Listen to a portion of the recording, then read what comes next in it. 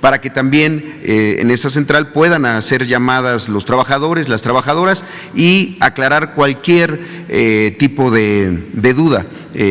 No queremos que la información sin intermediarios esté a la mano de los trabajadores porque ellos son clave en este proceso de transición. Y de la misma manera se está planteando celebrar encuentros, asambleas informativas directamente con los trabajadores donde puedan aclararse absolutamente todas las dudas que puedan tener.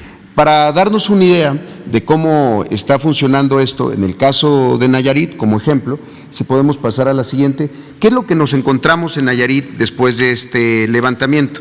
Estas brechas, este análisis establece cuáles son las brechas del Sistema Estatal de Salud de Nayarit para que pudiera tener lo mínimo indispensable para estar igual que el programa, con el número de especialistas que tiene el programa IMSS Bienestar, en todos los turnos, en el trabajo de enfermería, equipamiento, infraestructura y desde luego el tema de abasto de medicamentos.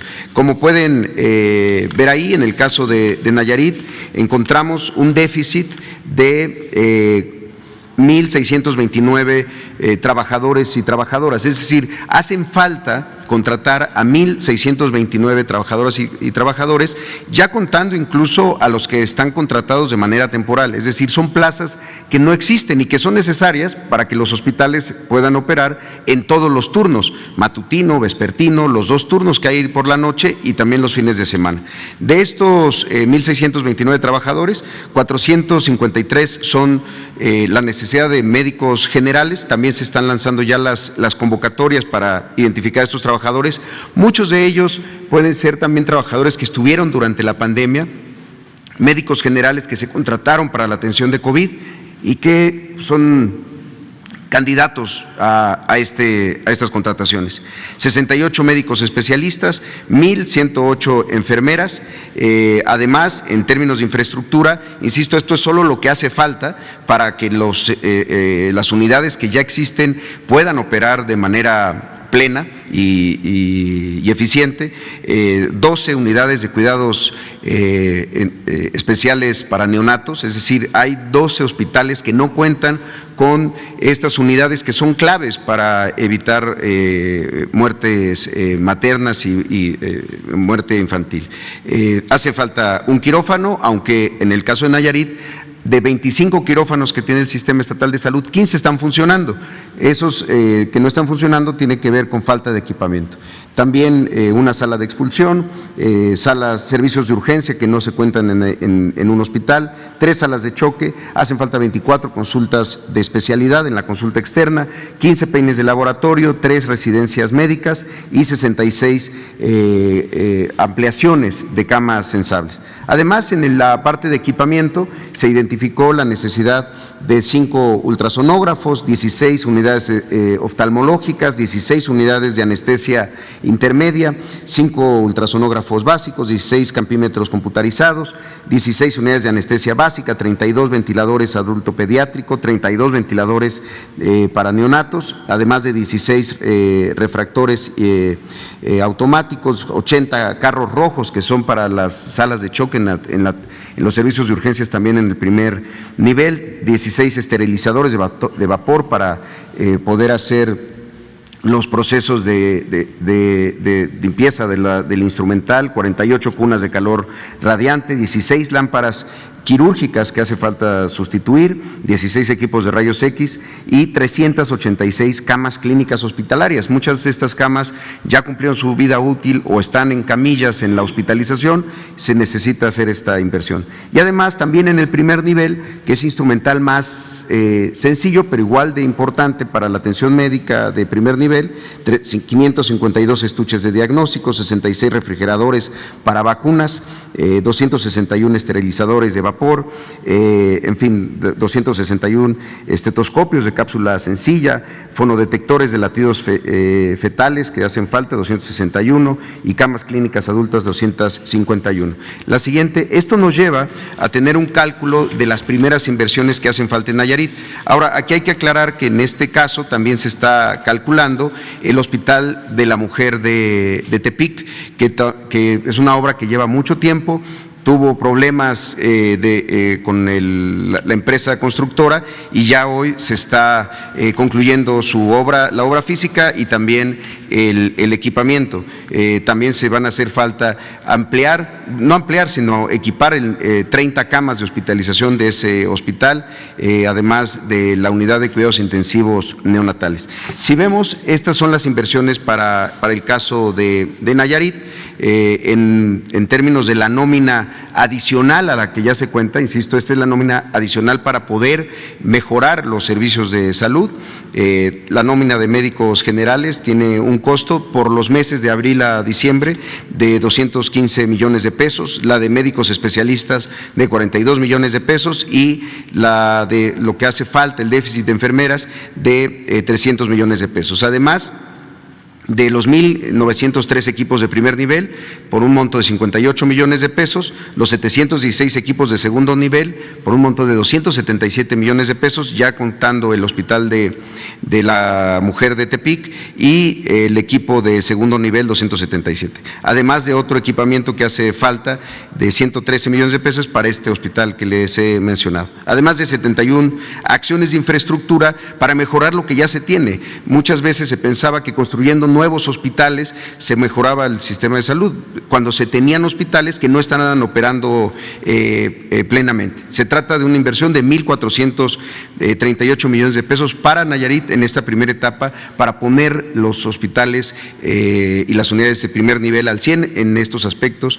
También hay que señalar el abasto de medicamentos. El cierre del 2021 se cerró con 78% de abasto, pero ya para el primer trimestre se tiene garantizado arriba del 96% y así se piensa mantener en el resto de los meses.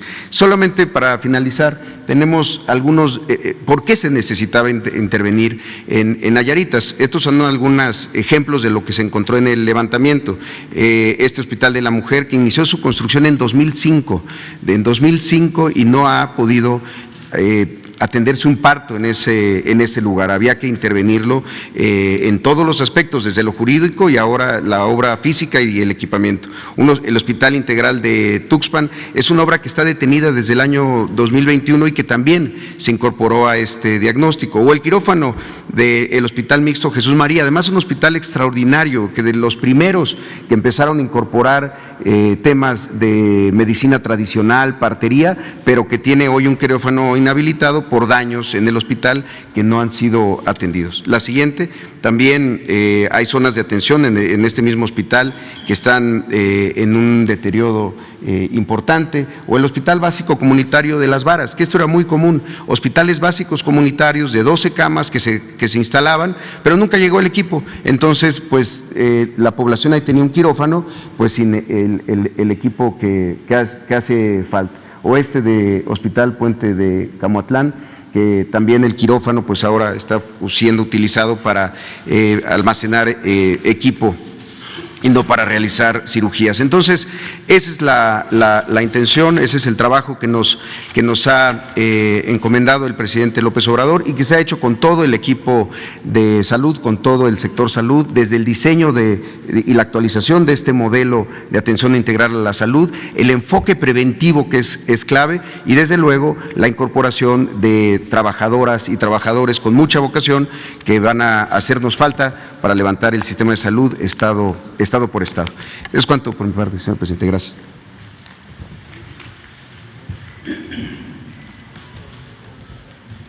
Con su permiso, señor presidente, muy buenos días. Bien, vamos a presentar lo del paseo dominical del domingo ahí en Santa Lucía. Mencioné que estos paseos dominicales es un proyecto de la Secretaría de la Defensa Nacional donde se pueden realizar diversas actividades como son caminatas, rutas ciclistas, carreras, una convivencia con la sociedad. Se llevan a cabo en todas las instalaciones del Ejército y de la Fuerza Aérea mexicanos ubicados en todo nuestro país. El objetivo que se busca es tener la oportunidad de mostrarle a la sociedad mexicana lo que es su ejército, lo que es su fuerza aérea. Este acercamiento con la sociedad ha sido pues sumamente importante para nosotros, es una prioridad para la Secretaría de la Defensa Nacional este tipo de actividades, y bajo este gran objetivo de acercamiento se realizó el domingo pasado este paseo dominical en Santa Lucía, Estado de México, para dar la oportunidad a todo ciudadano de conocer muy de cerca lo que en ese campo militar construyó el Cuerpo de Ingenieros del Ejército. Oportunidad única, ya que se consideró poder visitar tanto el Aeropuerto Internacional Felipe Ángeles, las instalaciones de la Base Aérea Militar número 1, las instalaciones sociales y culturales incluidas en este gran proyecto. Más de 25,000 personas caminaron, pasearon con sus mascotas, hicieron su ruta ciclista, conocieron el interior y el exterior del Aeropuerto Internacional Felipe Ángeles, así como las instalaciones de la Base Aérea Militar número 1, interactuaron con su ejército y con su Fuerza Aérea. Constataron un compromiso institucional cumplido por la Secretaría de la Defensa Nacional, que con entusiasmo, profesionalismo y deseos de servir a México, a sus instituciones, pero principalmente al pueblo de México, ahí se ve en todo lo que hicieron nuestros ingenieros en estas construcciones. Les mostraremos adelante el video abarcando esta parte tan importante que desarrolló la sociedad mexicana repito, en el Aeropuerto Internacional Felipe Ángeles y en las instalaciones militares ubicadas en este campo militar. Muchas gracias.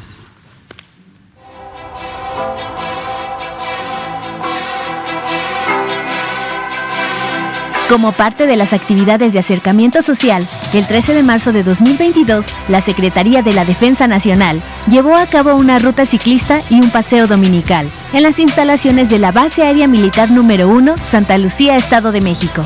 Referidas actividades fueron gratuitas y abiertas al público en general, de 9 de la mañana a 6 de la tarde.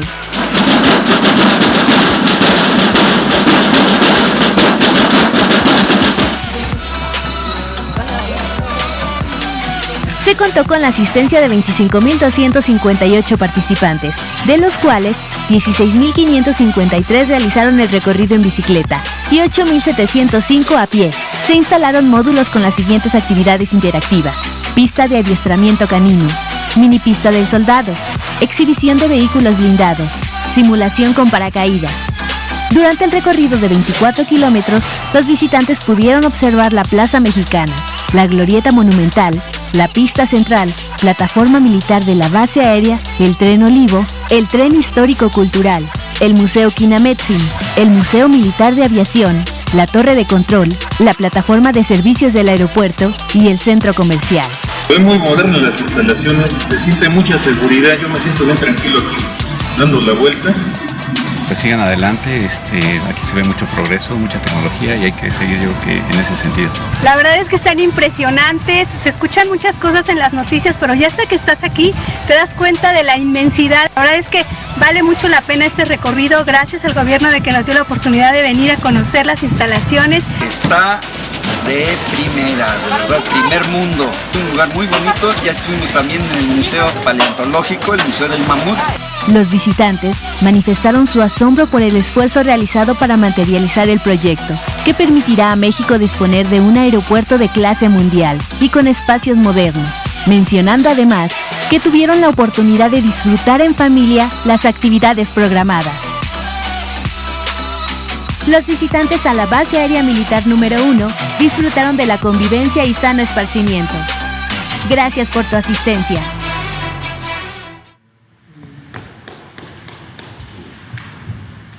Muy bien. Bueno, pues hay una lista de ayer.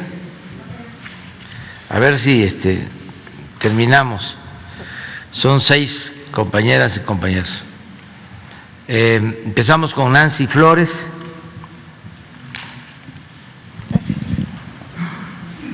Buenos días, presidente. Nancy Flores, de la revista Contralínea, y buenos días también a todos sus invitados. Presidente, en la revista Contralínea, un equipo de reporteros empezamos a publicar una investigación acerca de la triangulación de recursos públicos para el fondeo de esta plataforma Latinus. Esto se hace a través de 9 empresas dedicadas al sector salud precisamente.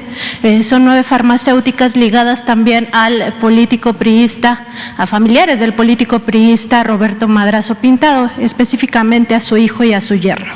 En esta investigación logramos varios hallazgos. Primero, que estas 9 farmacéuticas habrían obtenido contratos con 11 entidades federativas, con 11 gobiernos estatales, por más de 5,000 millones de pesos. Llama la atención que el 90% de estos recursos, es decir, alrededor de 4,500 millones de pesos, salieron del gobierno de Michoacán cuando Silvano Aureoles Conejo estaba al frente de esta entidad federativa. En ese sentido, ya sabemos que este perredista salió del país por todas las investigaciones que se están llevando a cabo por presuntas defraudaciones durante su administración. Y lo que encontramos es que este recurso se obtuvo, estos contratos se obtuvieron la mayoría por adjudicación directa y además corresponden a este periodo de 2018 a 2022. Entre otras cosas, hay algunos incumplimientos de contratos, por ejemplo, en el caso de los servicios de mastografías, tanto en Michoacán como en Oaxaca, encontramos que estos servicios no se habían brindado a las mujeres a tiempo, en algunos casos ni siquiera se habían dado los servicios contratados, y esto significa un daño para estas mujeres, porque cuando ya hay presencia de cáncer, un día, un mes, meses de retraso, pueden significar la vida. El cáncer de mama es una de las principales causas de muerte en las mujeres. En otro hallazgo también que hicimos, encontramos que parte de estos 4,500 millones de pesos que se contrataron con estas 9 farmacéuticas provinieron del Instituto de Salud para el Bienestar, del INSABI, y de 2 fideicomisos federales. Entonces, presidente, preguntarle primero si este plan que tienen, que están implementando para federalizar la salud, ya de alguna manera sería un blindaje para que no ocurran estos casos de presunta corrupción o de presunta negligencia por parte de estas farmacéuticas y de estas empresas que se dedican al sector salud y que estaban acostumbradas a otros esquemas. ¿Qué pasaría con los estados que no se adhieran a este plan de salud? Y también preguntarle si ustedes estaban enterados de que parte de los recursos federales del INSABI habían terminado en estas contrataciones, recursos que además se movieron a través de 2 fideicomisos, el FASA y un fideicomiso de infraestructura, y que son miles de millones de pesos que terminan en esta triangulación para fondear, en este caso, la plataforma Latinus. Lo que estás exponiendo es cierto. Es lo que sucedía y todavía pasa en menor escala, porque esto era lo que imperaba, el negocio en las medicinas, en la compra de los equipos médicos. Siempre lo hemos dicho, habían 3, 4 empresas que le vendían al gobierno medicamentos y equipos. El gobierno compraba alrededor de 100,000 millones de pesos en medicamentos y en equipos, y 3 empresas vendían como el 60%, 70%, es decir, 60, 70,000 millones. Y esas empresas estaban vinculadas al gobierno, eran empresas de políticos o de traficantes de influencia. Por eso la campaña tan fuerte en contra nuestra, incluso utilizando a los niños con cáncer, estas empresas promovían esa campaña porque se les cayó un negocio jugoso, lucrativo, inhumano.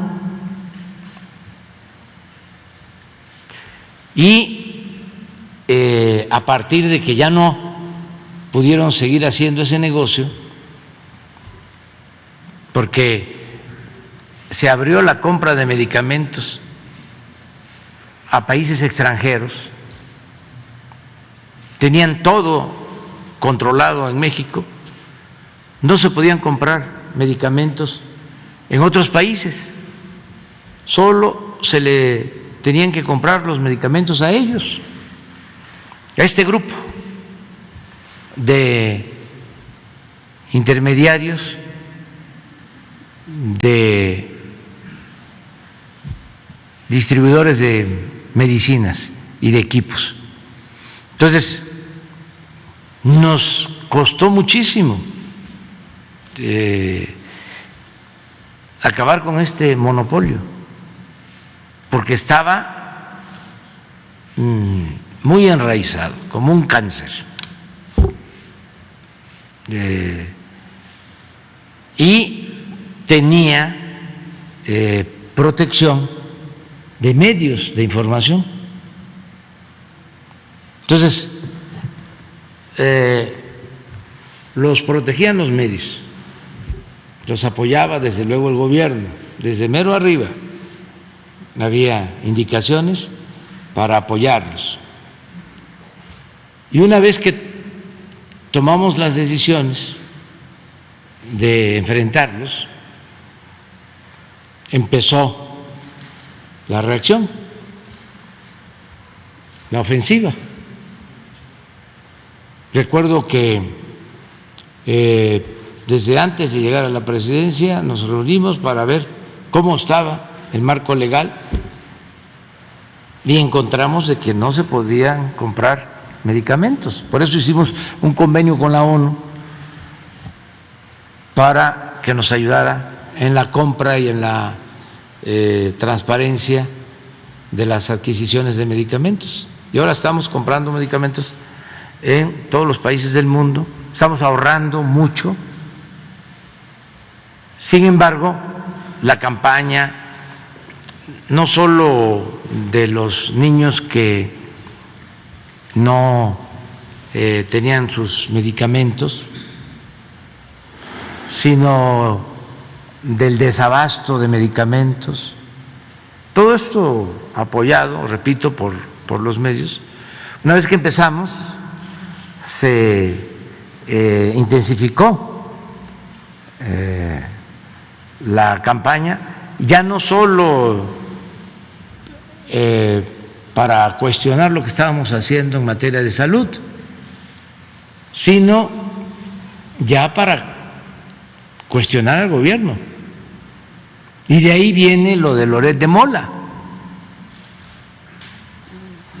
porque Loret recibe financiamiento, cuando menos de una de estas empresas. Nosotros localizamos 9 compañías que están ligadas al servicio de salud y que además distribuían medicamentos y material quirúrgico y todo esto. Pues yo estoy siendo muy fresa. Hablo de una y tú dices 9. Pues sí. Y así empiezan todas esas campañas de desprestigio en contra del gobierno. Por eso queremos que Loret dé a conocer cuánto gana, cuáles son sus bienes, pero no solo Loret, sino todos estos periodistas que actúan como mercenarios que se dedican a golpear para defender a grupos de intereses creados, para defender la corrupción. Son defensores de la corrupción. Por eso cuando hablan de Claudio X González y su equipo, yo no digo que son mexicanos en defensa de para combatir la corrupción. Son mexicanos en favor de la corrupción. De eso no tengo duda. Y manejan muchísimo dinero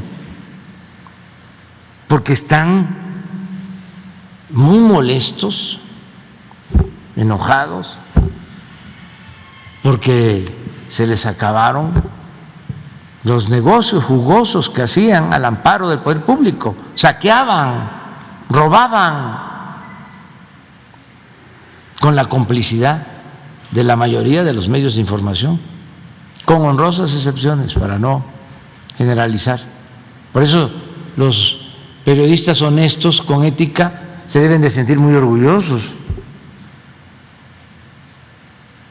Cruzaron el pantano y no se mancharon. Y no era fácil, porque durante todo el periodo neoliberal era entregar subvención para silenciar a los medios,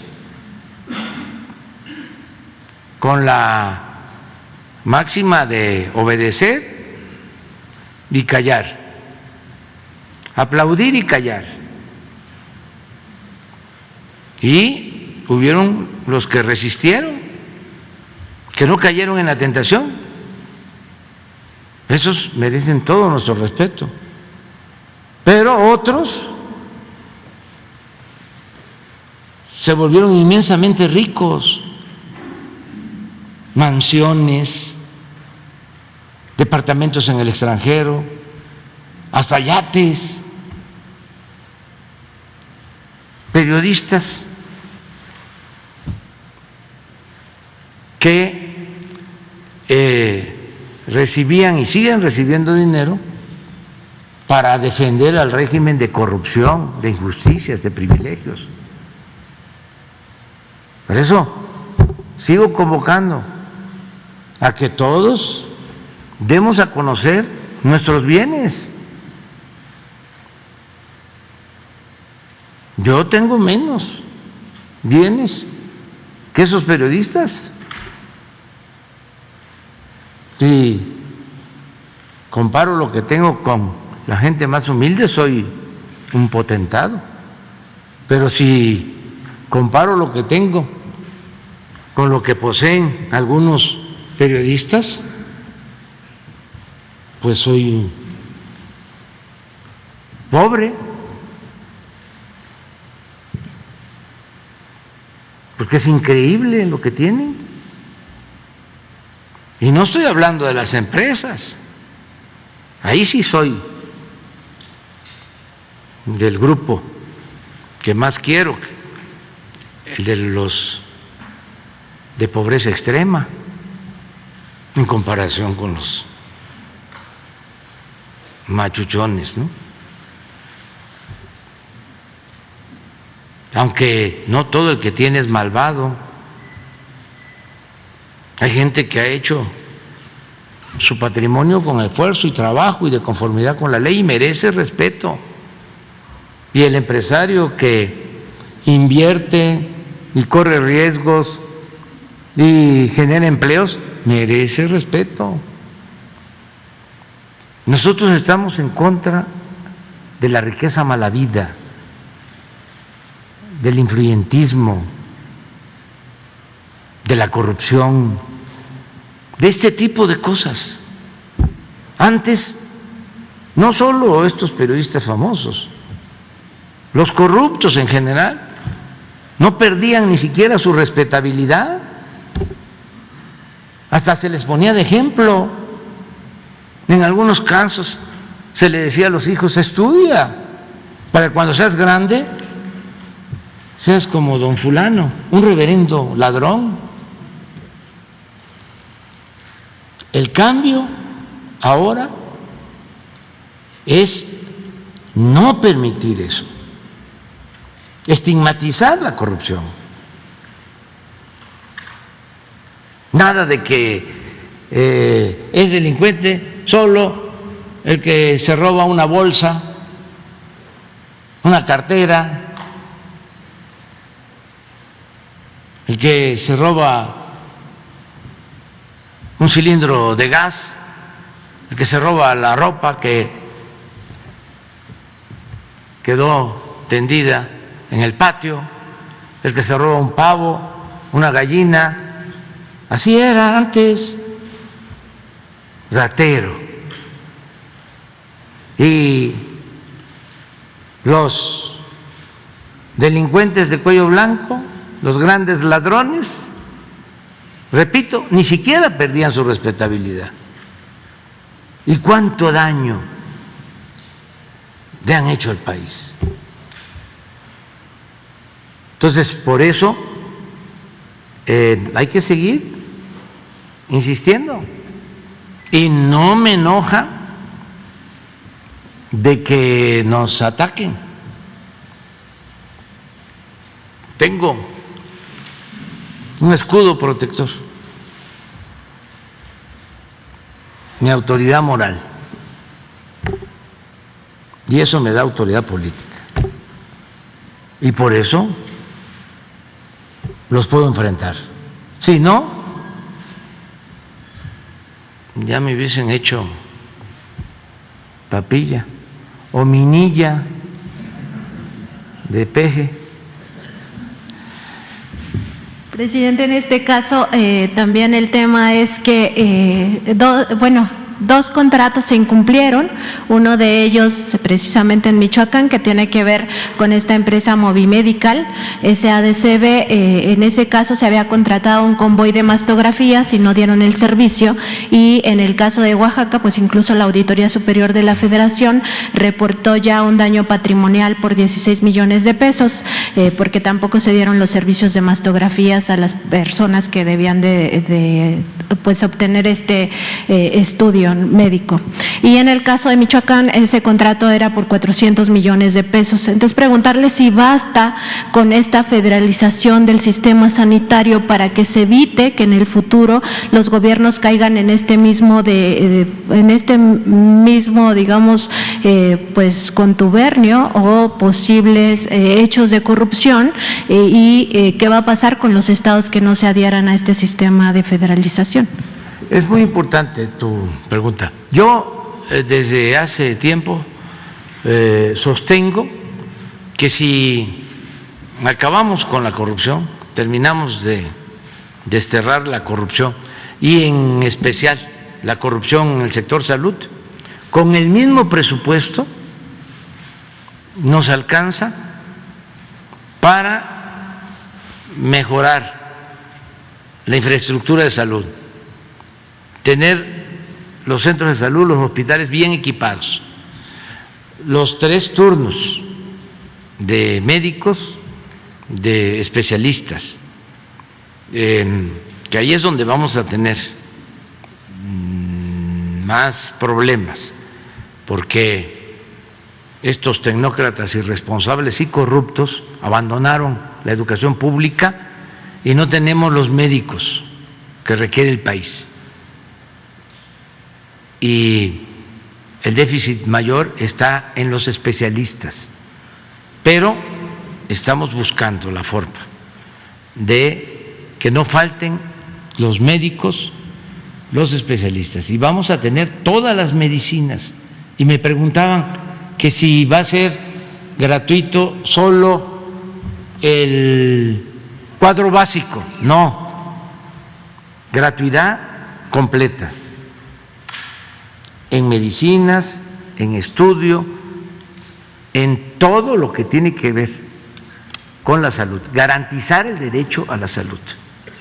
Entonces, si no hay corrupción,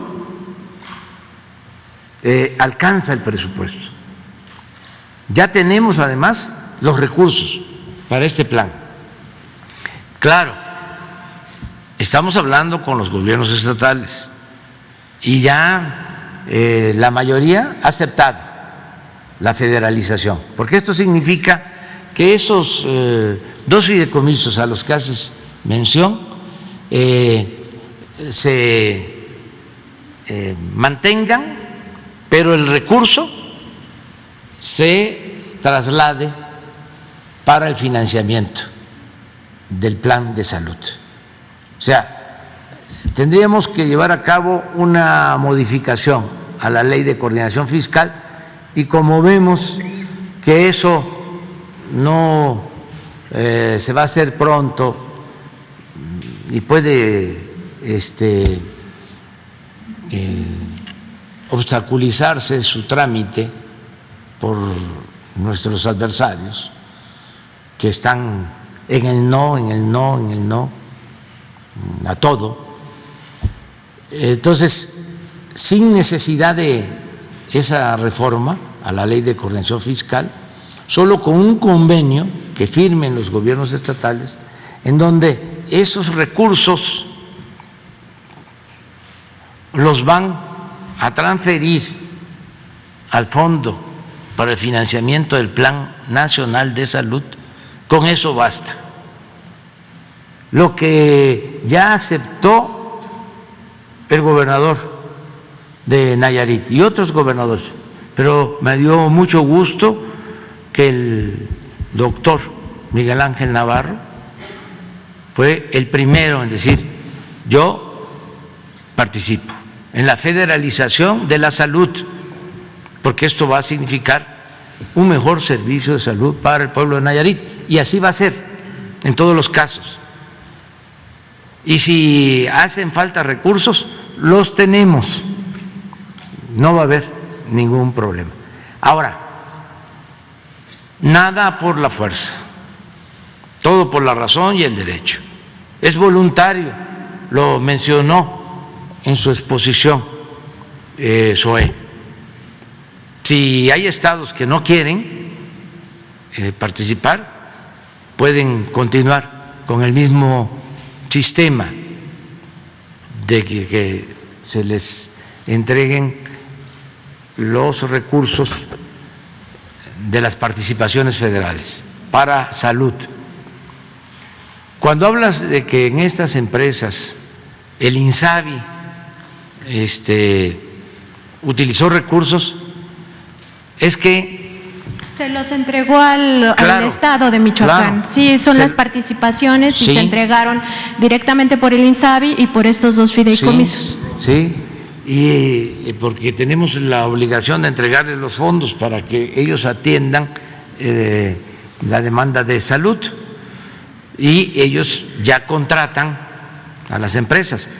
Hay casos en donde no quieren porque tienen estos compromisos políticos con las antiguas empresas o las empresas que predominaban en el periodo neoliberal.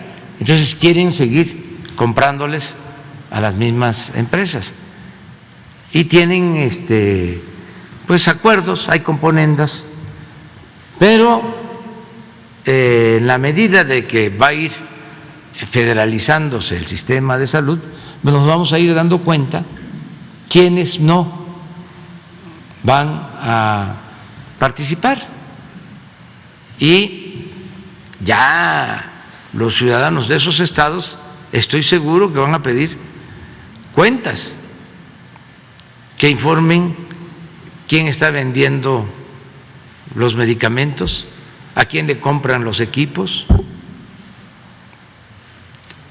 La transparencia es una regla de oro de la democracia. Entonces imagínense que el presupuesto de salud o una parte del presupuesto de salud se utiliza para publicidad y para pagarle a Loret de Mola y a otros. Claro que está mal eso, y ojalá y Loret aclare de dónde obtienen los fondos. Ya ustedes, por lo que estás expresando, ya hicieron la investigación, pero sería bueno que ellos aclararan, que dijeran cómo tienen financiamiento y lo mismo, cuánto ganan, porque el periodismo en el periodo neoliberal se convirtió en una de las empresas más lucrativas de México. Y eso debe tener molestísimo a Daniel Cabrera y a los hermanos Flores Magón y a Filomeno Mata y a todos los periodistas que arriesgaron su vida para luchar por la justicia, por la libertad, por la democracia, por la defensa de la soberanía. Ahora que los diputados de Europa hacen este cuestionamiento, ¿no?, injerencista, son esos mismos periodistas famosos los que se lanzan en contra de nosotros. Ya nada más voy a terminar con una foto. ¿Ya? No, ¿Todavía? Ah, bueno. Pues tenemos ya el presupuesto, no tengo el dato exacto, pero imagínense si son nada más en compra de medicamentos 100,000 millones, aunque ahora hay ahorros, más la rehabilitación de hospitales, de centros de salud, equipamiento, la contratación de médicos, de especialistas. Yo creo que Nayarit puede servir para tener una idea, a ver si ponen lo que Zoé aquí comentó. Lo del presupuesto, aun cuando esto es lo adicional, ¿verdad? Es lo adicional. Lo adicional a lo que actualmente ya se invierte. Pero si esto es lo adicional en Nayarit, pues imagínense cómo va a invertirse en el Estado de México, en la Ciudad de México, en los otros estados, Jalisco, Nuevo León, que son estados con más población. Entonces, para que tengan una idea, cuando se decidió comprar las vacunas, se utilizaron alrededor de 45,000 millones de pesos solo para vacunas. Entonces, yo calculo en términos muy generales que nos va a significar una inversión de alrededor de 200,000 millones de pesos. El dejar el sistema de salud como lo estamos imaginando. Presidente, también como parte de esta investigación periodística que hicimos este equipo de reporteros, estamos publicando una segunda entrega donde pues ya entre los hallazgos que encontramos pues tiene que ver con estas 13 propiedades que tiene el periodista Carlos Loret de Mola en la Ciudad de México. Estas son por un valor superior a los 100 millones de pesos y pues solamente en la Ciudad de México.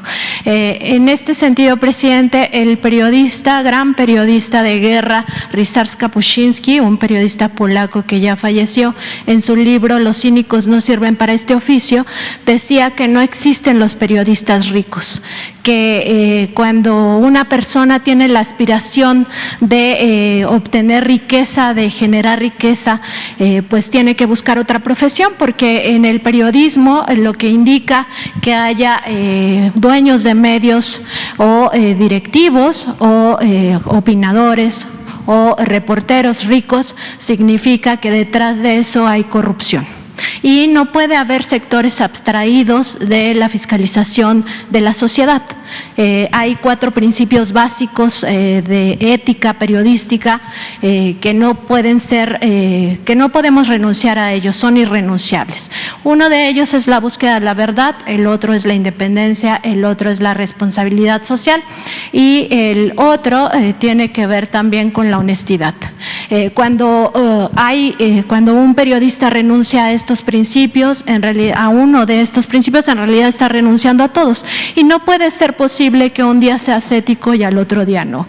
A veces se piensa que la corrupción en el periodismo es solo ese sobre amarillo que se entrega a los reporteros de La Fuente con dinero, con algunos cientos o tal vez miles de pesos para contribuir a la economía de los reporteros de La Fuente, que eso todavía existe, o que la corrupción tiene que ver nada más con la asignación discrecional de publicidad, sea del sector público o del sector privado, pero eso no es cierto. Hay muchas formas de corrupción en el periodismo, entre ellas, por ejemplo, el hecho de no publicar ciertas informaciones para afectar ciertos intereses o para beneficiar otros intereses. Otro tipo de corrupción es aquella que confecciona informaciones a partir de información que no es real, de información falsa o con información parcial para pretender que la población, que la opinión pública tenga una idea errónea de ciertas situaciones y con ello influir en esa opinión pública y además afectar a ciertos grupos y beneficiar a otros, sobre todo grupos de poder fáctico, de poder económico, pero también de poder político. En ese sentido, presidente, pues no puede existir ningún sector social, ¿no? En este caso el periodismo no puede estar sustraído de la fiscalización de la sociedad, porque el periodismo es una herramienta para ejercer un derecho humano, que es el derecho a la información. Y este derecho no es patrimonial ni de los medios de comunicación, ni de los comunicadores, ni de los periodistas, ni de los reporteros. Es un derecho de todos. Todos tenemos derecho a saber. Y en ese sentido, presidente, preguntarle cuál es su opinión de este último punto. Pues estoy de acuerdo con todo lo que planteas. Hasta la admiración por este periodista polaco, Kapuscinski, que ha escrito libros que deben de ser de lectura obligada, porque es uno de los mejores periodistas del mundo, ya fallecido, pero hizo periodismo y reportajes en África, en Irán, en América Latina, tiene libros sobre el Shah de Irán, tiene muchos libros muy buenos. A ver, ¿cuáles libros tiene? He leído como 3 de él. Ébano. Sí.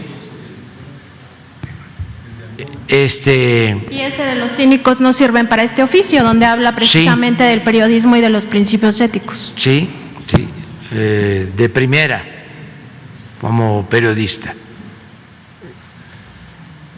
Nada que ver con los periodistas famosos de los grandes periódicos mundiales o de las grandes empresas del periodismo mundial. No, pues sí tiene muchos. Sí. Pero sí es un ejemplo de periodismo. Sí.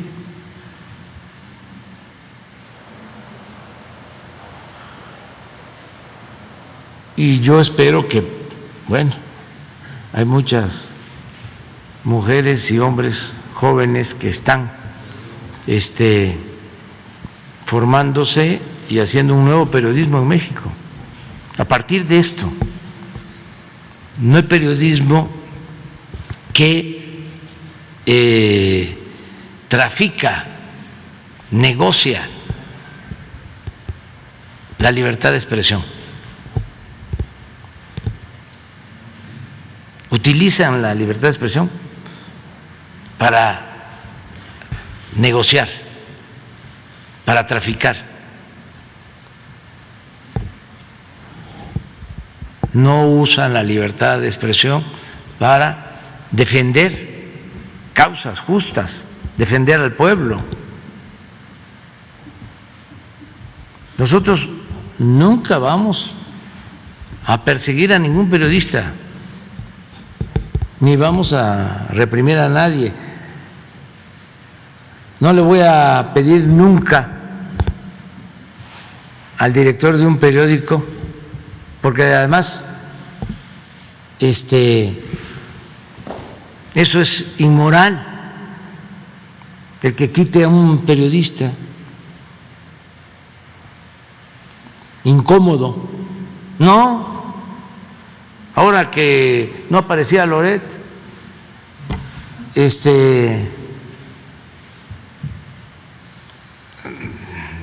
yo quería que apareciera en W, porque si no iban a decir de que ya lo estábamos censurando. ¿Qué lo vamos a censurar? O sea, que siga su camino. Tiene todo el derecho a expresarse, a manifestarse. No somos iguales que los anteriores. Sacaron de que iba a vender la W acciones a Daniel Chávez, empresario turístico, que tiene desde luego amistad con nosotros, conmigo, porque conozco a Daniel desde hace mucho tiempo y lo estimo y lo admiro, porque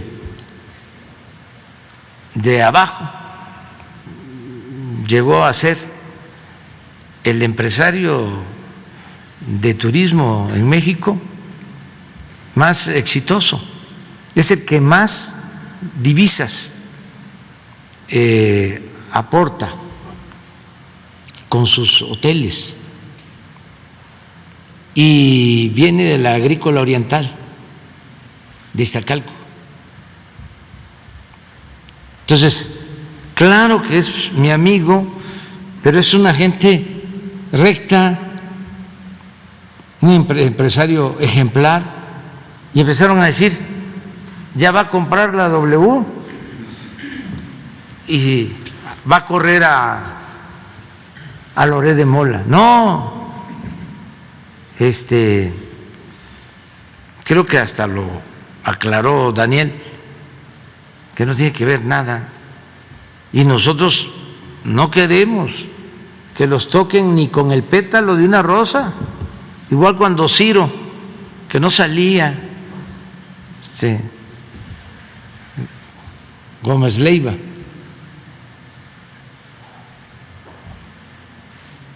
yo decía, no, que salga porque si no van a decir que nosotros estamos presionando a el dueño, Olegario Vázquez, no es Raña, sí, Ardit, que es una buena persona también. No, nosotros no tenemos nada que ver con eso. No nos parecen correctas esas prácticas, y que cada quien asuma su responsabilidad. Y a nosotros nos ayuda mucho en tiempos de transformación que podamos tener como adversarios a periodistas como Loret u otros,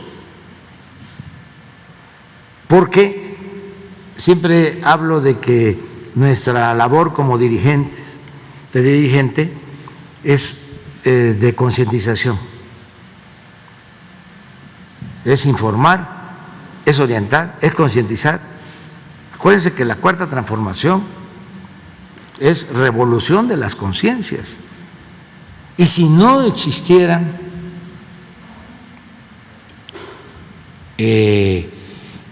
estos fenómenos, si no salieran a atacarnos con estos reportajes, pues no estaríamos hablando aquí de esta situación, y mucha gente, muchísima, millones, se quedarían con la idea de que el periodismo es como el castillo de la pureza. Entonces, tenemos oportunidad de confrontar y decir, pues fíjate que este señor gana 3 millones de pesos mensuales. ¿Ustedes creen que eso lo sabían los mexicanos? No. Estoy seguro que el 95% de los mexicanos no sabían que habían periodistas que ganaban 3 millones de pesos mensuales, y mucho menos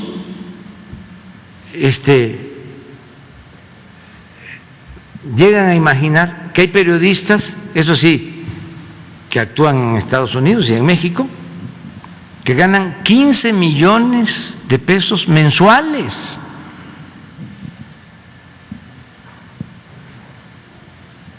Eso la gente no lo sabía, porque eso no se comentaba. Cuando estábamos en campaña y que hablábamos del avión presidencial, y lo explicaba yo y lo describía, un avión de 5 o 7 mil millones de pesos, un avión de 25 metros de ancho por 70 de largo, aquí, apenas si entra aquí, con recámara, con sala de junta, con restaurante, lujosísimo. La gente decía, ¿qué es eso? O sea, ¿cómo? Increíble. Entonces, por eso estamos viviendo tiempos interesantes.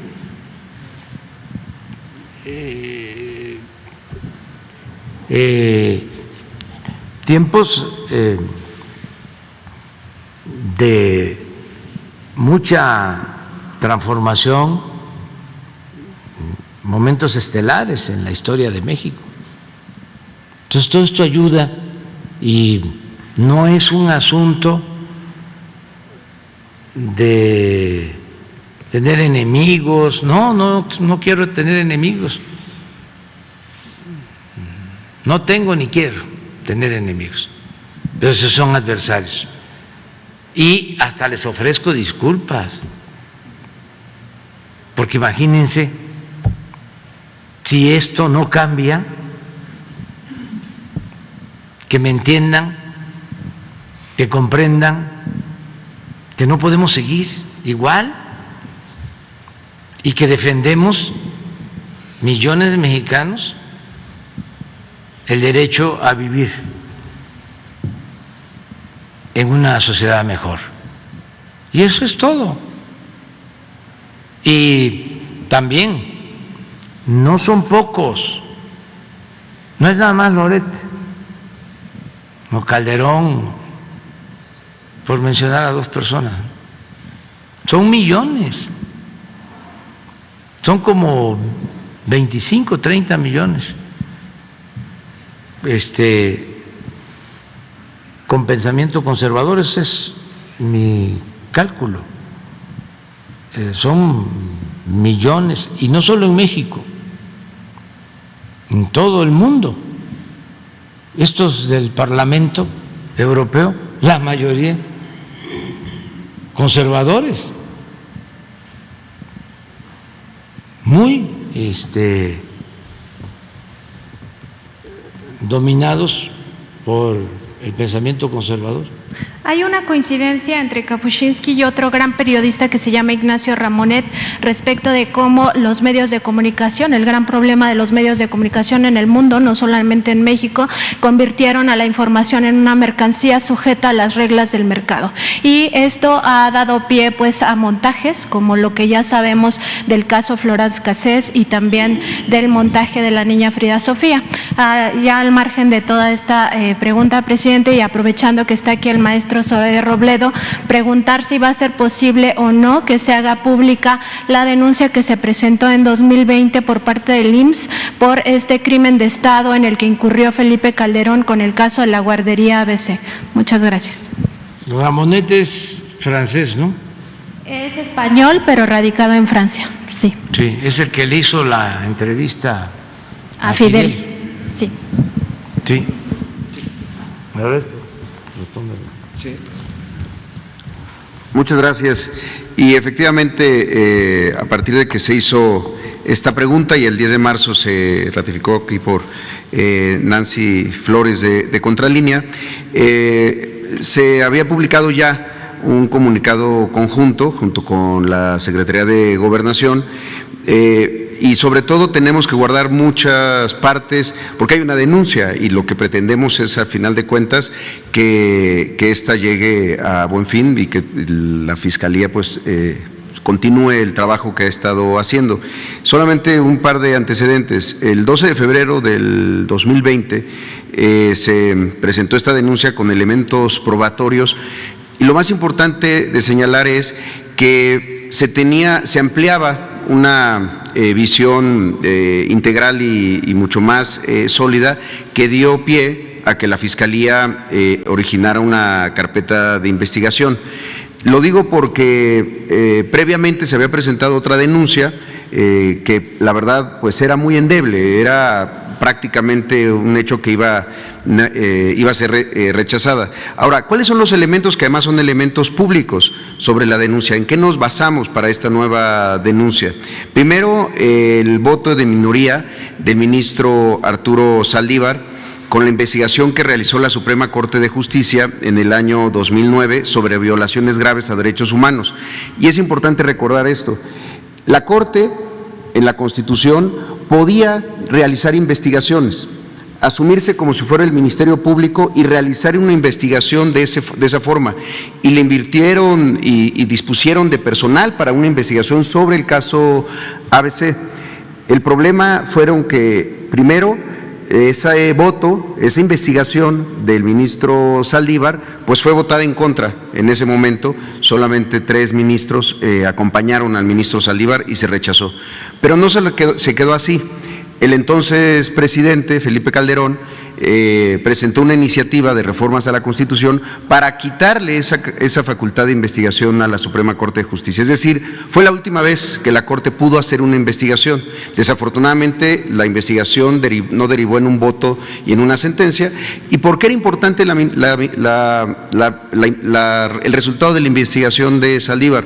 Porque lo que establecía era que el desorden generalizado en el proceso que tenía entonces el Seguro Social en asignación de guarderías subrogadas, ese desorden generalizado había sido conducido a partir del interés económico sobre la protección de la niñez. Y que en ese sentido no era solamente ABC, sino que era todo ese esquema con el que se entregaban las guarderías en aquel momento.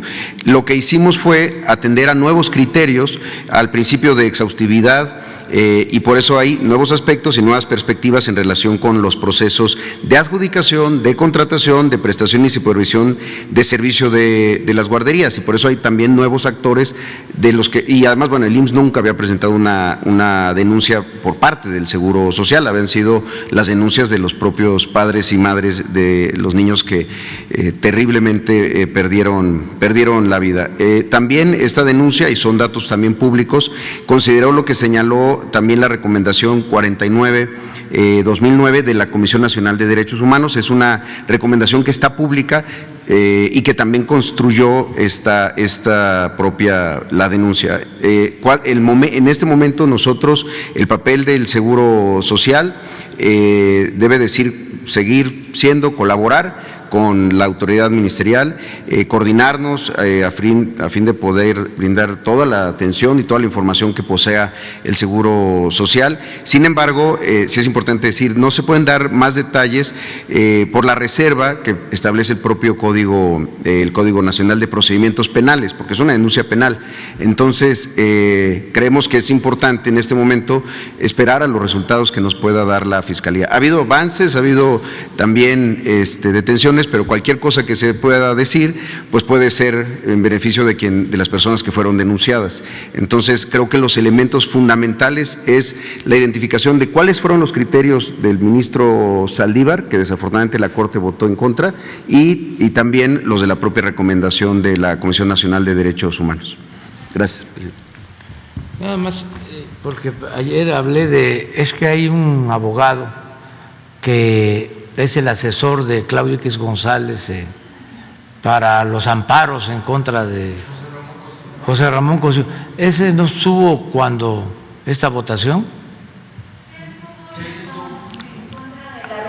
Estuvo en contra de la resolución de Saldívar, sí. Es que me quedé con la duda. De ahí vienen, pues, también todos los corajes, ¿no? En contra de nosotros. Es que estaban alineados al conservadurismo completamente, y ahora de manera hipócrita se ponen supuestamente a defender el medio ambiente, los derechos humanos, a defender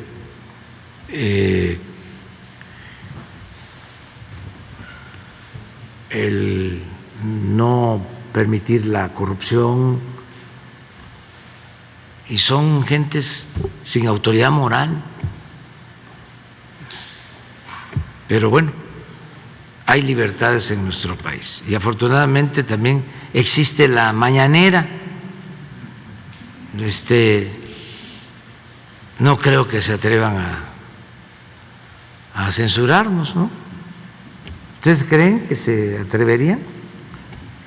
¿Quién? El INE. O también el Poder Judicial podría hacerlo, porque una cosa es el presidente y otros ministros, y hay otros ministros ahí que vienen también del antiguo régimen, que están muy molestos, y jueces, lo mismo.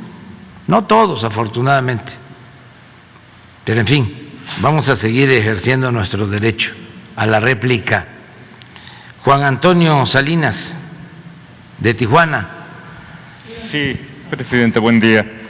Juan Arturo Salinas, de Primer Sistema de Noticias de Baja California. Buen día a su gabinete, a los compañeros. Voy a tomar lectura de mis notas porque soy muy malo en tema de derecho agrario, presidente. Es una materia que seguramente o voy a reprobar o la voy a pasar de panzazo. Pero básicamente el tema es que hay 70,000 familias en Tijuana, presidente, cuya situación se encuentra en riesgo. Ellos viven, estas familias viven en zonas, pues muy fraccionamientos de muy escasos recursos, y por una situación, por un decreto presidencial que favoreció justamente a algunos ejidos, el ejido Rojo Gómez, Tierra y Libertad, Francisco Villa, han sufrido amenazas de despojo. Estas familias ya tenían asentados allí decenas de años. Yo conduzco un programa en radio y televisión abierta, presidente, que sigue después justamente de su mañanera, y cada vez recibía más llamadas de familias. Yo no alcanzaba a dimensionar la magnitud del problema, no conozco mucho el tema agrario, hasta que me reuní con los líderes de ellos y me platican que precisamente a partir de este decreto presidencial de ampliación de tierras en beneficio de los ejidos Rojo Gómez, Tierra y Libertad y Francisco Villa, pues hay familias que ya están siendo desalojadas o se les pide que paguen la tierra a precio de mercado, 40 u 80 dólares. En mis apuntes, presidente, los ejidatarios advierten que pues estas familias tienen que desalojar. Le reitero, se trata de los fraccionamientos Terrazas del Valle 1 y 2, Morita 1, 2 y 3, Morita 1 y 2, Maclovio Rojas, así como Lomas del Valle, que en su mayoría, como les señalo, habitan terrenos desde el 89 a la fecha, fueron ya asignados, pagados y hasta titulados en su momento. Hoy estas familias están en la zozobra, piden su intervención en este sentido porque pues advierten que ya empiezan a ser desalojados. La anterior problemática la relacionan también con los asentamientos humanos de las colonias 3 de Octubre y Camino Verde, y ya entregué yo el día de ayer, ya ve que también el día de ayer estuve presente, presidente, a Leti, algunos documentos que ellos le hacen llegar. Muy bien, vamos a verlo. Seguramente se trata de litigios de presuntos propietarios de los terrenos, ya sean propietarios privados o ejidos, ejidatarios, autoridades ejidales. Sí. Hay que ver, es un asunto de regularización de tenencia de tierra.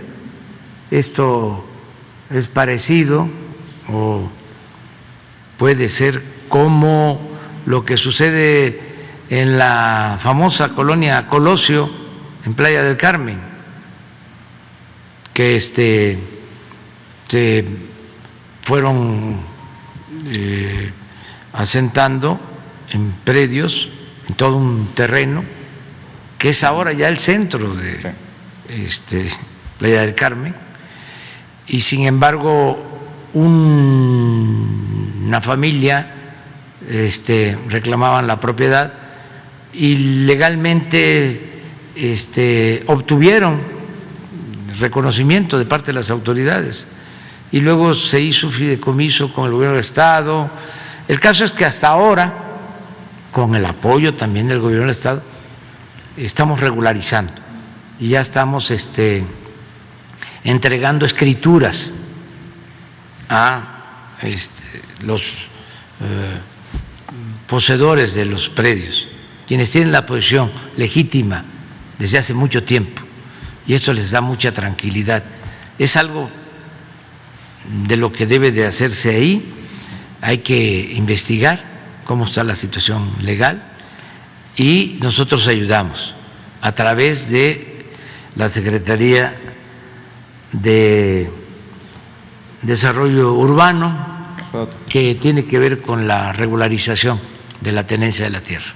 Le vamos a pedir a Román Meyer que se ponga en comunicación contigo a través de Leti, sí, que le expliques y que él vaya con el procurador agrario allá a Tijuana.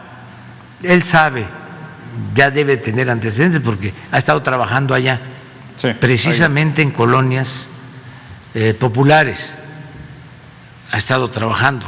Yo fui allá a inaugurar espacios para del deporte en colonias populares de Tijuana, pero vamos a pedirle que él lo vea. Como usted sabe, presidente, Tijuana recibe a miles de migrantes, millones incluso, me incluyo, y creo que es de Monsiváis esa frase que advierte que somos la zona del México que no cupo en México. Toda la gente que recibimos de Chiapas, Oaxaca, Tabasco mismo, Sinaloa, Guerrero, Oaxaca, en fin. El otro tema, presidente, en la ocasión anterior en que estuve aquí, ahora sí no necesito leer nada porque el tema lo conozco bastante bien, le referí el tema de la regularización de los vehículos, los carros chocolate, como los conocemos. Gracias a su intervención abrieron el abanico y precisamente brindaron mejores facilidades. Sin embargo, se quedaron fuera los vehículos que no son de número, de identificación vehicular con número precisamente, que inician con número, 1 para Estados Unidos, 2 para Canadá.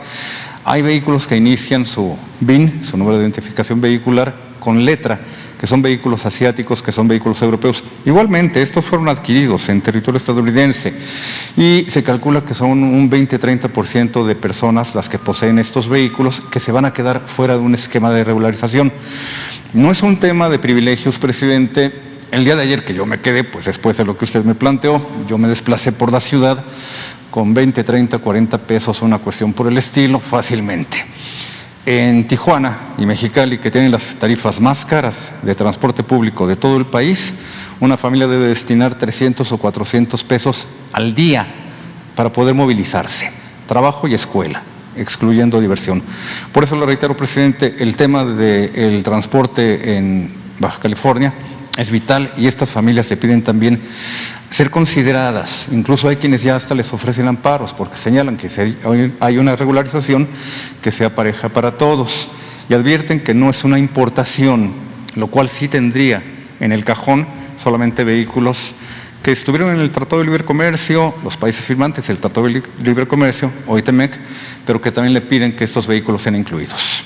Es todo. Lo vamos a ver también. Gracias. Con Leti y con Adán, que se analice. Y en efecto, el costo del transporte, hay que cuidarlo, el costo del transporte público, porque es un costo que se tiene que sufragar, porque si no, no se puede ir al trabajo, no se puede ir a la escuela, no se puede ir a ninguna parte.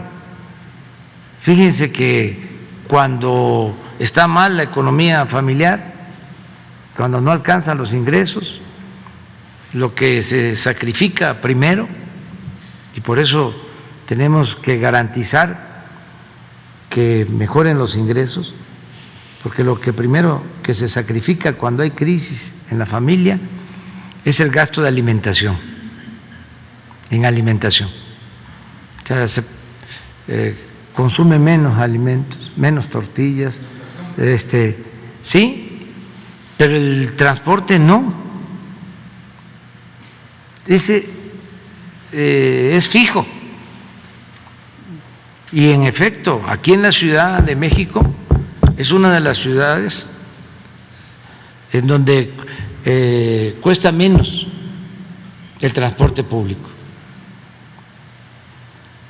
Y ojalá y se siga el ejemplo de la Ciudad de México en el resto del país, porque hay lugares en donde cuesta mucho el transporte público. No vamos a ir tan lejos.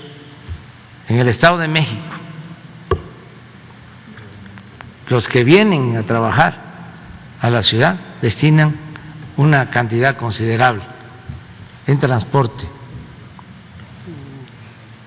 para llegar a sus centros de trabajo. Entonces, vamos a ver lo de los carros. Es un asunto de seguridad y también es para ayudar a la gente que no tiene para comprar un carro nuevo. Pero lo queremos hacer bien. Por eso se ha ido perfeccionando este acuerdo y vamos a tomar en cuenta lo que tú estás planteando. Solamente, presidente, una acotación muy sí es un tema de seguridad, pero la gente que tiene un carro chocolate, precisamente se lo roban a ellos y ninguna autoridad les admite la denuncia porque no tienen documentos válidos, apostillados, algún título de propiedad, un PIN-SLIP, otro tipo de documentos. Por eso es que brincan al tema de la inseguridad, no porque el vehículo chocolate, el vehículo irregular, lo haya comprado el ladrón, se los roban con más facilidad porque saben que va a ser muy difícil rastrearlos. Es todo, presidente. Gracias. Muy bien, adelante, Juan. Valentina. Muchas gracias. Buen día a todas las personas que escuchan este diálogo. Presidente, soy Valentina Peralta Puga, periodista independiente. Principalmente lo que hacemos es investigar temas de seguridad, de violencia, de justicia y colaboramos con distintos medios. Nos parece muy importante que ahorita que están presentes las autoridades de salud presentando este plan, se considere un espacio fundamental a la salud mental, psicoemocional de la población dentro de las instituciones, toda vez que la circunstancia de estos últimos sexenios de tanta violencia ha generado enfermedades graves que después derivan en otras enfermedades a partir de hechos violentos y de delito. Los grupos de delincuentes son también muy creativos y organizados. Hay prácticas delictivas que se van replicando y tardan en ser identificadas y combatidas cada vez más en todo el espacio y en todo el país. Se secuestran a personas que están de viaje fuera de su lugar de residencia, están hospedadas en hoteles y ahí son victimadas, como 3 jóvenes de familias humildes del Estado de México, Aníbal Cerón Hernández, César Augusto Vázquez Cureño y Juan Carlos Pérez, empleados que fueron enviados por su empresa por unos días a trabajar a Tabasco y fueron secuestrados por delincuentes en complicidad con autoridades locales, quienes les montaron una trampa y fueron encarcelados como responsables mediante un montaje de intento de secuestro en la carpeta de Balancán 298/2020. Desde hace año y medio están privados de la libertad en el Cerezo Tenosique, siendo inocentes. En la Ciudad de México y en el Estado de México hay carpetas de investigación iniciadas previamente a su detención. En la Ciudad de México, la 555/09-2020. En el Estado de México, la 22-2267/20-09, donde se demuestra que los 3 jóvenes son víctimas de secuestro y que los mecanismos de corrupción e impunidad en Tabasco tienen en la calle a los verdaderos culpables. Que en Balancán, Tabasco, se confabularon empleados del Hotel Moncho, donde estaban hospedados, la policía de Balancán, el titular de la UEX, Guadalupe González González, y al menos otras 3 personas que hicieron las negociaciones para cobrar los rescates que pagaron la empresa y las familias, y que los verdaderos secuestradores son protegidos por el mismo titular de la UEX en Tabasco. A la vez que exponemos esta práctica, a la vez que exponemos este caso en particular, exponemos esta práctica para que la Secretaría de Seguridad Ciudadana tome en cuenta y también generen una estrategia de identificación de que esto está sucediendo en todo el país, presidente. Y no se le está tomando mucho en cuenta porque dicen, es un secuestro virtual, no es un secuestro real. Y sin embargo, todas las lesiones psicoemocionales y de salud mental están ahí en las familias, y más en este caso que estos jóvenes, siendo inocentes, están en ese lugar. A la vez que exponemos esta problemática generalizada, preguntamos si el gobierno federal puede intervenir para lograr la justicia. Esta intervención es urgente porque el próximo viernes 18 de marzo será la última audiencia en la causa penal 151/2020. El juez presidente es Gabriel Martínez Cornelio, del Juzgado de la Región 4 de Emiliano Zapata, Tabasco, y se determinará una sentencia que las familias que son familias muy vulnerables del Estado de México, temen que pueda consumarse esta injusticia. Son dos puntos principales los que tienen que ver con esta intervención. Uno, lograr la libertad de estos tres jóvenes inocentes a partir de la verdad y que se investigue por parte del gobierno federal lo que realmente sucedió, porque así se identificarán a los responsables y se determinará cómo están haciendo esta mecánica, sobre todo en Tabasco. No es el único caso, de hecho hasta ya ahorita una serie que ejemplifica que esto tiene mucho tiempo haciéndose de la misma manera y necesitamos que esa sanción sea ejemplar para que otros grupos delincuenciales no sigan replicando esta conducta. Es mi primera pregunta, presidente. Bueno, pues Valentina, yo te propongo que hables hoy con Rosa Isela Rodríguez, secretaria de Seguridad Pública y Protección Ciudadana, que te atienda, transmítele toda la información y que ella nos ayude para que nos informe qué está sucediendo, si te parece. Perfecto, presidente, le informaremos el resultado de esta reunión. Sí. Mi segunda pregunta, para formularle mi segunda pregunta, es indispensable que le refiera el siguiente contexto. Los periodistas, cuando estudiamos en las escuelas de periodismo, siempre nos dicen que tenemos que consignar hechos, datos duros, nada de interpretaciones ni subjetividades. Y los hechos son que su gobierno realiza muchas acciones que son inéditas en México y en el mundo.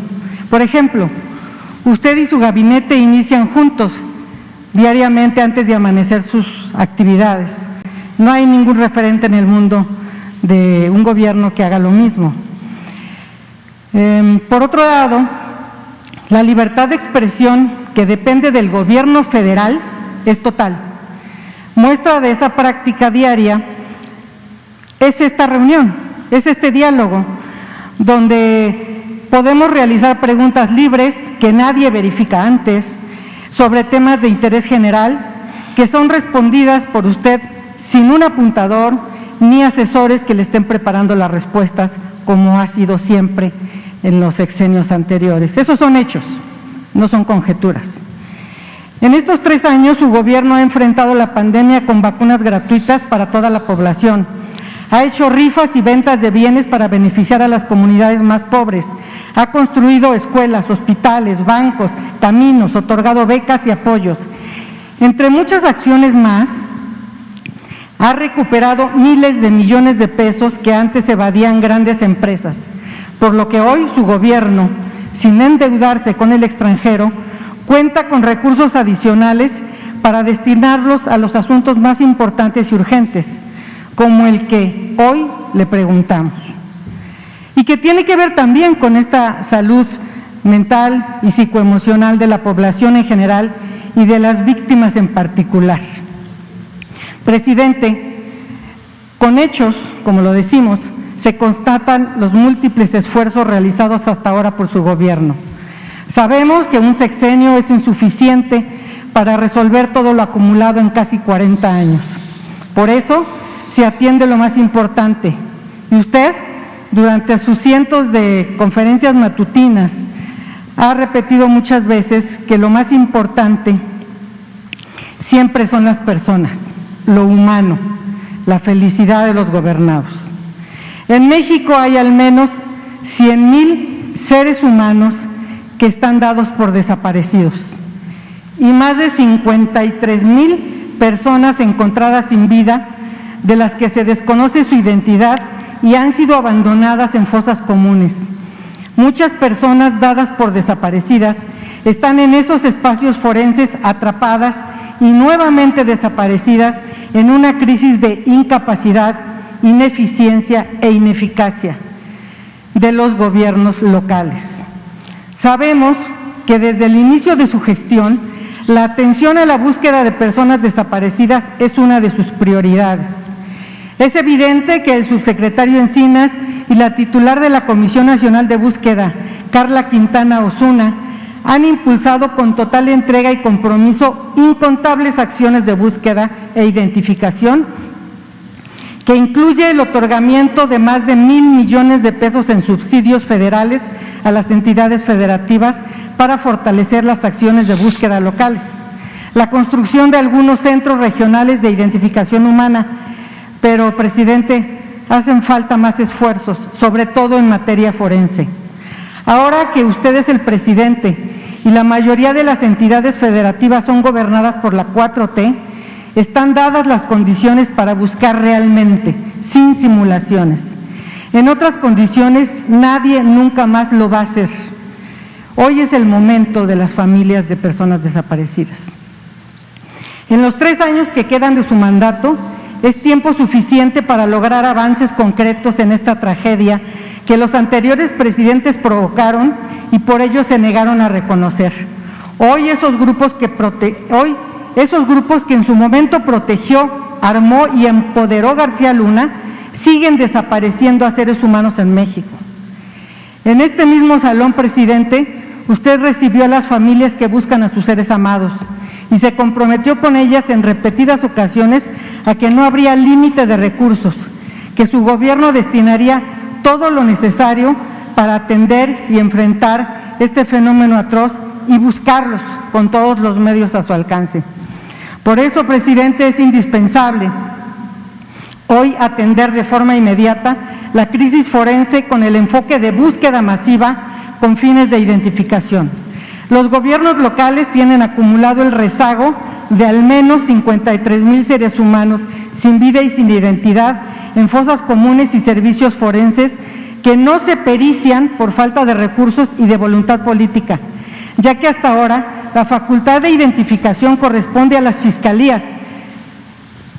La Federación no se puede meter legalmente si las fiscalías no generan esta voluntad de poder identificarlos. Y los servicios forenses están rebasados, no pueden hacerlo con sus capacidades instaladas, ni siquiera logran atender la demanda ordinaria, menos el rezago acumulado por años. Ahí es donde solo puede resolver el gobierno federal, porque este es un fenómeno nacional y no hay manera de que lo hagan de manera individual. Se está obligado a la coordinación de instituciones y de gobiernos, sobre todo para el cruce de información y de bases de datos, se necesita un repositorio nacional que no existe.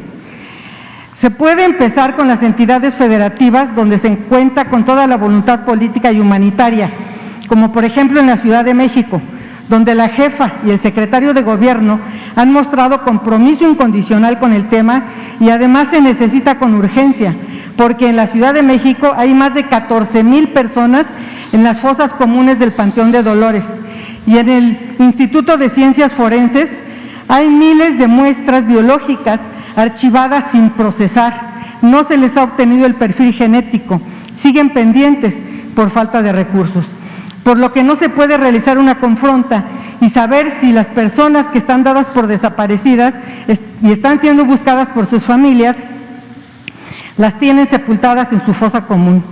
En el Estado de México hay un promedio de 8,000 y los demás estados también están en situaciones similares.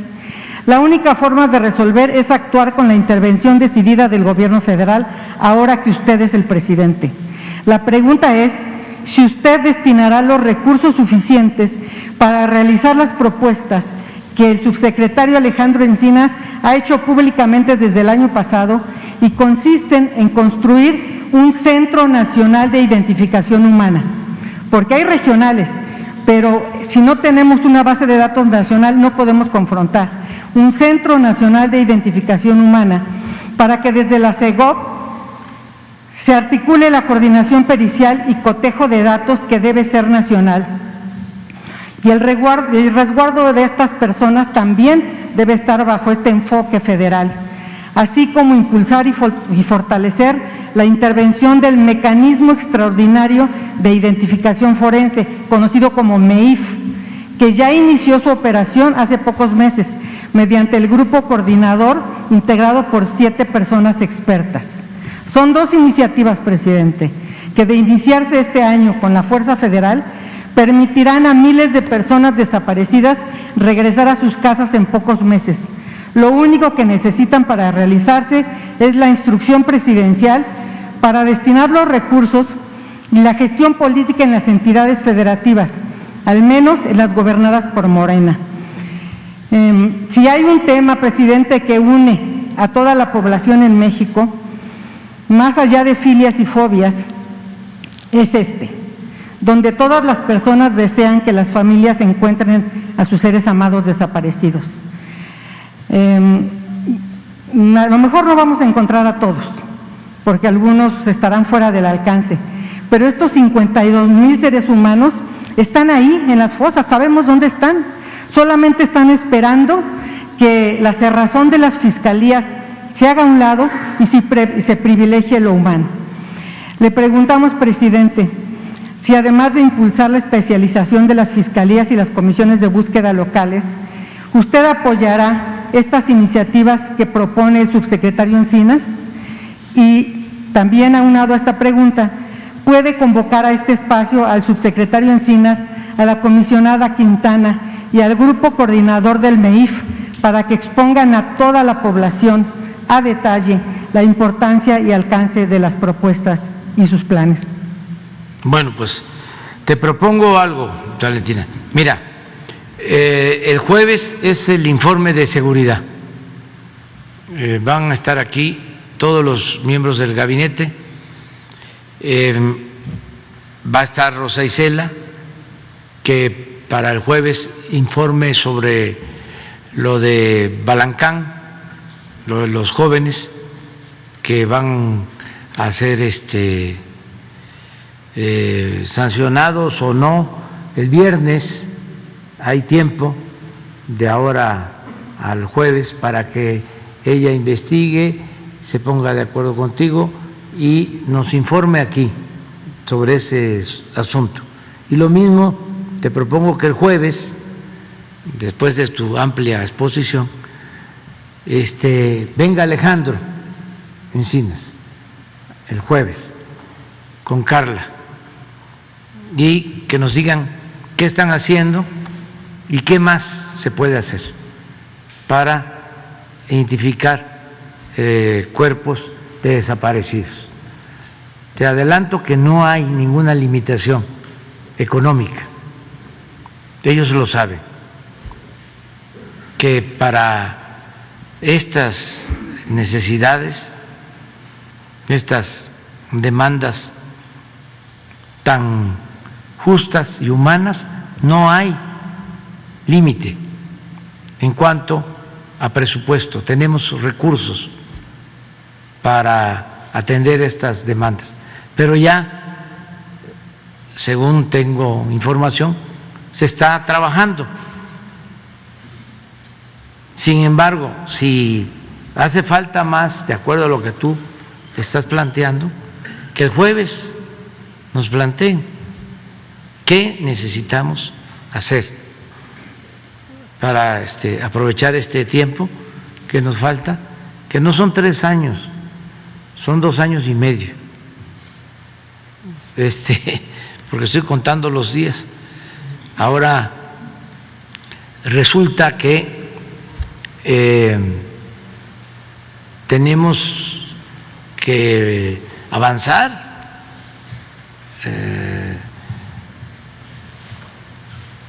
como decía Juárez, que avancemos a prisa para que hasta donde lleguemos quede la raya, y que si toco madera, regresan los conservadores, triunfan los reaccionarios, que les cueste trabajo retrogradar, hacer retroceder lo que se avanzó. Entonces, vamos a pedirle a Alejandro y a Carla que vengan el jueves y te invitamos a ti para las dos cosas, que planteaste. Muchas gracias, presidente. Sí, de acuerdo. Y tiene usted razón, sí se está avanzando. Hemos seguido puntualmente todas sus acciones. Se está avanzando más de lo que se avanzó en los sexenios pasados, que fue prácticamente nada. Sin embargo, ustedes tienen tantos temas importantes que atender que no se puede ver a detalle. Por ejemplo, la institución que rige todo el tema de búsqueda, según la ley general en la materia, es la Comisión Nacional de Búsqueda. Y nosotros tenemos entendido, tenemos el documento, donde ya desde el año pasado solicitaron 300 plazas y no se les autorizó ni una. Donde las plazas que tienen no son de estructura, donde 15 personas son las que tienen que atender prácticamente todos los espacios de todo el país. Es insuficiente. Entonces, qué bueno que nos reitera que no hay límite en esto, porque deberíamos reenfocar las necesidades específicas de esta institución, que si se construye y se solidifica como lo exige la circunstancia y lo exige su encomienda, seguramente en estos 2 años y medio que todos también estamos contando día a día, vamos a tener resultados sólidos. Muchas gracias, nos vemos aquí el jueves. Muy bien. Raúl, te vas a quedar. O sea, te quedaste en la rayita. No. Mañana tú eres el primero. Sí, porque ya es que tengo una reunión con todos los gerentes de las refinerías que están desde anoche reunidos porque estamos definiendo sobre una estrategia a partir de que está aumentando el precio del crudo y estamos rehabilitando las refinerías para avanzar más en el propósito de la autosuficiencia y de no aumentar los precios de los combustibles. Lo vuelvo a decir, no van a aumentar los precios de las gasolinas, del diésel, del gas, de la luz, no van a aumentar en México, a pesar de la nueva crisis provocada por la invasión y la guerra en Ucrania. Entonces, vamos a seguir manteniendo esos precios y por eso la reunión con los gerentes de las 6 refinerías, con el director de Pemex, Octavio Romero Oropesa, y con Rocío Nale, la secretaria de Energía. Que seguir avanzando. Miren, cuando llegamos al gobierno solo estaban operando 2 refinerías de las 6 y tenemos operando ahora las 6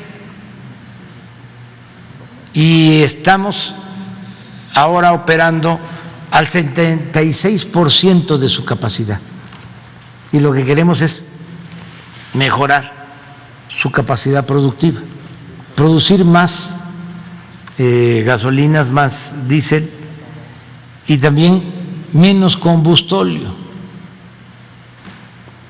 Por eso se están modernizando las plantas y se están construyendo 2 coquizadoras, que son las que se utilizan para sacarle al combustóleo gasolina. Y esto no solo es más rentable, sino menos contaminación. Entonces estamos trabajando en eso. Cada gerente de las refinerías tiene su programa, se les está apoyando para que no le falten los recursos para la rehabilitación de plantas y que no padezcan de burocracia, se actúe rápido y también que se cuide la seguridad de los trabajadores. Estamos en eso, es como un taller y me toca ahora reunirme con ellos porque me van a entregar sus conclusiones de todo el plan de refinación hasta el 2024. Entonces eso es lo que voy a ver. Y luego vamos a tener otra reunión, va a estar la jefa de gobierno, va a estar el gobernador del Estado de México, desde luego el secretario de la Defensa, los ingenieros militares, el secretario de Comunicaciones, porque estamos viendo todo lo que significa la construcción de las obras para llegar sin demora al aeropuerto, desde el tren que se va a terminar desde el aeropuerto Felipe Ángeles hasta Buenavista, hasta aquí al centro,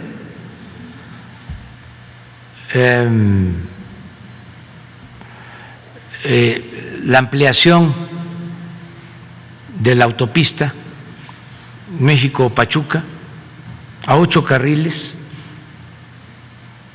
que va a estar terminada para el 21, y otras vías, bueno, los distribuidores muy grandes que se están construyendo, vamos a revisar eso. Es que vi en el Face, hay unos memes de veras que ingeniosos, me hacen reír. Ahora con lo de la respuesta a los diputados de Europa, salieron unos memes buenísimos.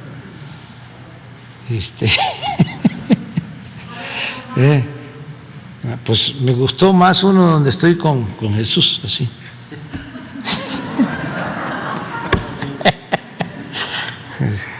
Que le digo que eso no es diplomático, pero en fin, pero unos muy buenos, pero también los voceros no voceros, sino los conservadores, pues, que también tienen ingenio y pasión. Estaba yo viendo uno de ellos que, por cierto, se denomina así, vocero, creo, y dice que el domingo fue al aeropuerto, dice, y era domingo, dice, hice 2 horas y media del centro al Felipe Ángeles.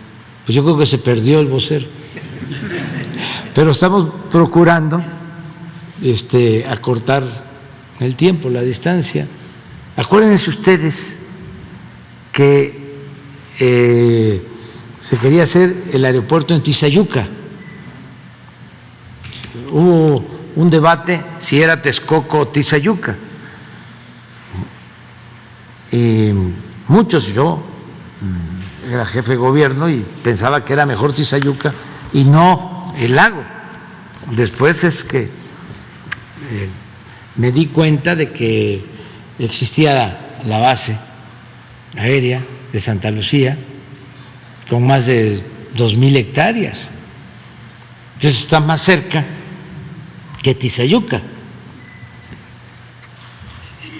Y entonces no les parecía lejos, ¿no? Porque pues están molestos por el nuevo aeropuerto, que está muy bien, pero de primera, es de los mejores aeropuertos del mundo. Yo no he viajado mucho porque no acostumbro a viajar mucho, pero los aeropuertos que conozco pues son buenos aeropuertos, y este nuevo aeropuerto está al nivel de los mejores del mundo. Y qué bueno que se abrió para que lo visitaran, porque ya una vez que se entregue el 21, pues ya no se va a poder caminar por las pistas. Todo lo va a coordinar la Secretaría de la Defensa, porque pues ellos son los que lo hicieron. Por eso no voy a hablar, porque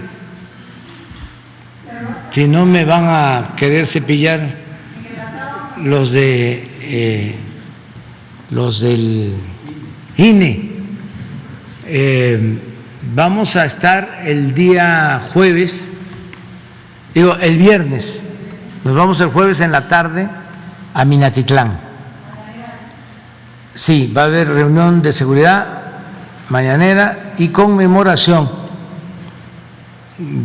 de la expropiación petrolera, porque es 18 de marzo. Entonces, de Mina vamos a hacer una gira por el Istmo para supervisar las obras del tren, los parques industriales, la del ceremonia del 18 sí, con medios. Lo demás es supervisión y vamos a estar en Salina Cruz y luego vamos a supervisar en helicóptero la carretera de Salina Cruz a Oaxaca. Vamos a llegar a Oaxaca el 19 en la tarde.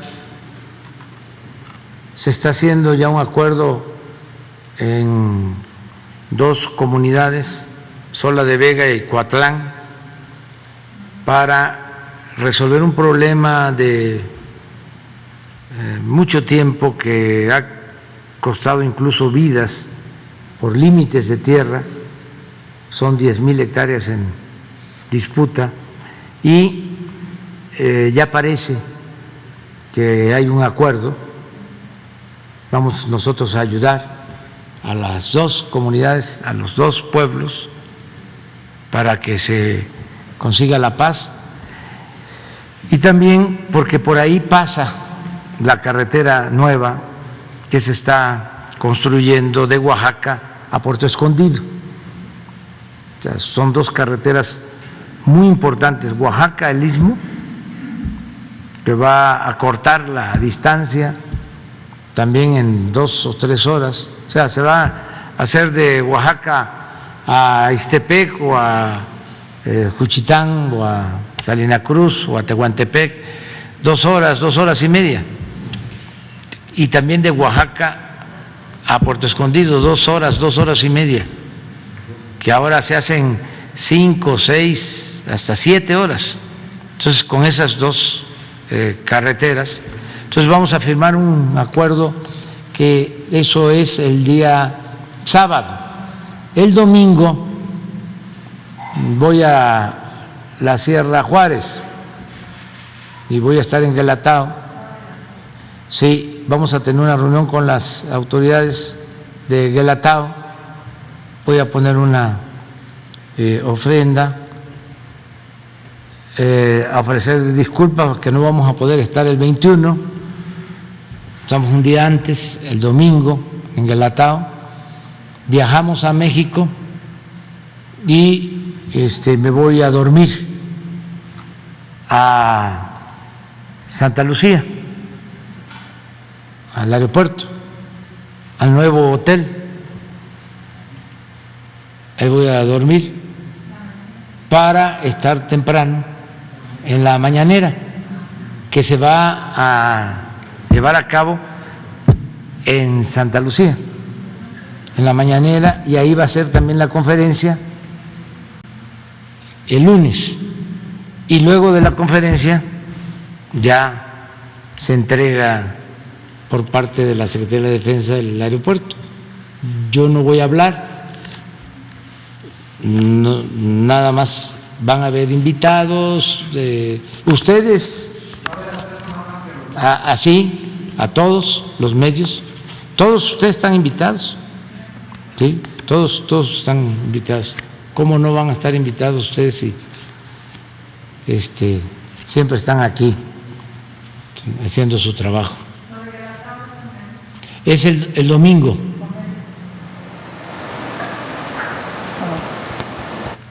No, porque es que no queremos que se vaya a malinterpretar.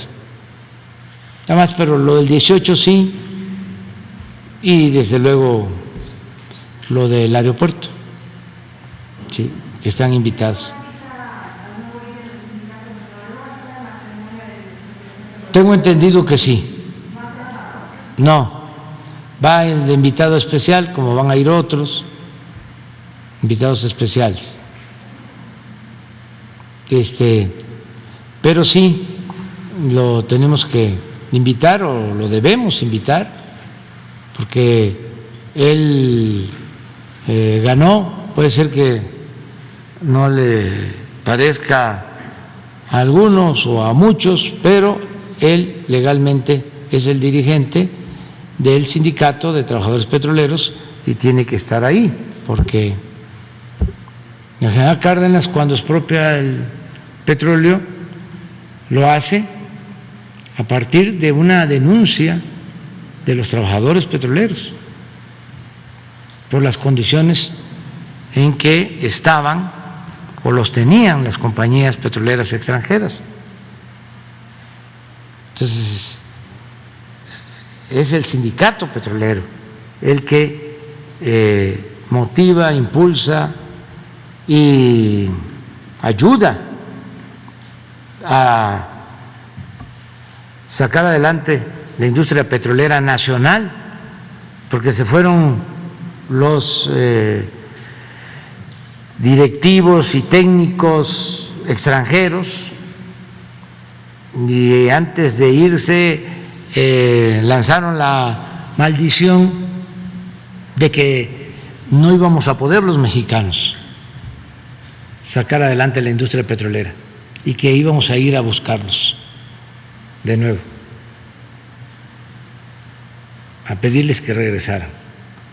Y los técnicos y los trabajadores petroleros mexicanos sacaron adelante la industria petrolera. Entonces, son los trabajadores, no solo en el petróleo, en todo, en la electricidad, en la educación, en la salud. No olvidemos la importancia del trabajo. Sin los trabajadores no avanzamos, no salimos adelante. Y afortunadamente tenemos mucho apoyo de los trabajadores. Ahora, con toda esta reforma en materia de salud, aprovecho para decirle a los trabajadores de la salud que tengan confianza. Lo que dijo aquí Zoé, nadie va a ser despedido. Los que se contrataron y nos ayudaron en la difícil circunstancia del COVID tienen garantizado su trabajo, y que también sepan que van a ser basificados. Los que estaban por contratos, es un compromiso, cerca de 100,000 trabajadores van a quedar basificados. Es algo que vamos a cumplir y que si tienen dudas, ya lo planteó aquí Zoé, va a haber una página, un teléfono donde van a poder preguntar. No van a perder su antigüedad, sus prestaciones, no va a haber disminución del salario, al contrario, van a mejorar todos los trabajadores de la salud. Entonces, eso es todo. Muchas gracias. sobre la violencia en Nuevo Laredo y lo que sucedió antier y ayer, hoy se va a dar una conferencia de prensa, ¿no? ¿A qué horas? 13:30 hoy. ¿En dónde va a ser, general? No, es con nosotros en la defensa. La Secretaría de la Defensa, 13:30 de la tarde. Espérense a las 13:30. ¿Cómo dijiste? ¿Lo deportaron o lo extraditaron? No, extradición no es. No es.